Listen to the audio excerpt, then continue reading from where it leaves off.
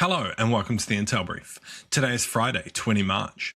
I am your host Daniel, and today we're going to talk about Belarus has released 250 political prisoners as part of a deal with the US. Israel says it's striking infrastructure across Tehran, and Orban continues to block the EU. So firstly, Belarusian President Alexander Lukashenko ordered the release of 250 political prisoners on Thursday in exchange for easing sanctions from Washington, according to the US Embassy in Lithuania. It is reportedly the largest one-time release of its kind in Belarus so far, and it's ramping up efforts to normalize ties with the United States. Led by Lukashenko since 1994, the former Soviet state has faced widespread sanctions for its crackdown on human rights and permitting Moscow to use its territory to invade Ukraine in 2022. Thursday's move follows a meeting between Belarusian leader Lukashenko and Donald Trump's envoy, John Cole, in Minsk.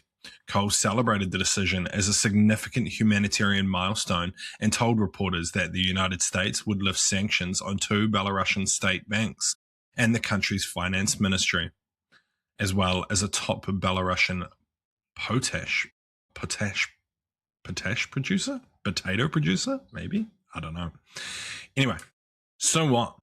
It's a positive to see Belarus making steps towards repairing relationships with the West, and the easing of sanctions will help the Belarusian people, and it could bring the Belarus closer towards the West.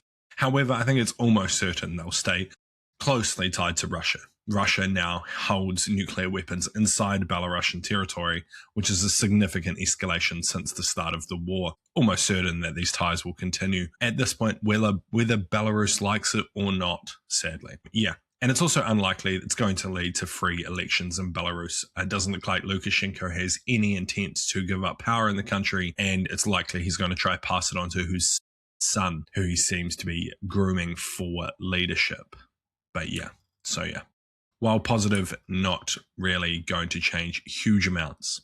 And next, the Israeli military said on Friday that it is continuing its strikes against unspecified infrastructure in Iranian capital Tehran as Iranians prepared to mark the Persian New Year. A statement said that Israeli forces had begun a wave of strikes targeting infrastructure of the Iranian terror regime across Tehran without providing further detail. Late on Thursday evening, Iran fired several waves of missiles towards Israel with no injuries or serious damage reported. The Israeli Prime Minister Benjamin Netanyahu told the Times of Israel that Iran is weaker than ever and unable to produce ballistic missiles or enrich uranium after 3 weeks of this conflict. Netanyahu said the attacks on Iran would continue for as long as necessary. So what? It's likely that Israel here is continuing to target tactical and operational levels of the security forces within Tehran. We've seen lots of videos online and talks about how they've been doing this, down to the point where they're attacking individual checkpoints of the besieged security forces who are there to ensure there is no revolution against the government. And it's likely Israel's goal here is to set the conditions for a revolution to topple the regime. However, this is likely pointless if the regime is not toppled, and it could lead to long-term instability within the country or a more aggressive regime coming out the other end. So it's kind of a do-or-die situation. Not do-or-die, that's the wrong wording, sorry. But it's either it goes really well and the regime falls, or it's possibly way worse if the regime stays in power and becomes hardened against this. And just to tack onto that before we move on, there is currently no signs of a revolution to topple the regime in Iran. And lastly, the Hungarian Prime Minister Viktor Orban has said that he stuck to his position on Thursday. He posted a video online where he answered questions from an aide addressing this point. He said it was tough and that they just finished arguing about it. He said that he faced pressure from both Ukraine's Zelensky, who was blackmailing him with oil, and from the assembled European leaders to try to convince him to change his stance.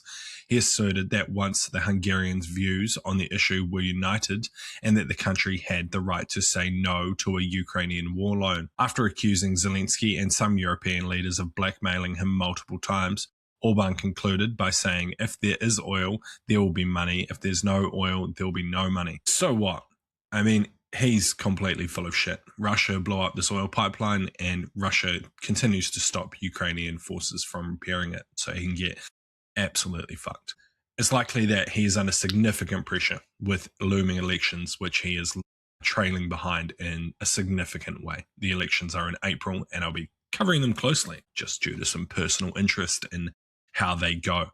And it's possible he is setting the conditions for instability for if he loses the elections. He's essentially trying to make the Hungarian economy even weaker as he leads towards these elections. So if he does lose, coming out of the other side, he can start to blame the new government, Magyar Péter's Tisza party. If they do win, he can blame them for the situation that Hungary is in. And he's looking like he's trying to just find a scapegoat to blame Hungary's economic situation and that it's currently in on someone else. Yeah, the Hungarian situation is mainly around corruption. Orban and his cronies are extremely corrupt and have stolen money from the Hungarian people for a long time now. So it's mostly him to blame.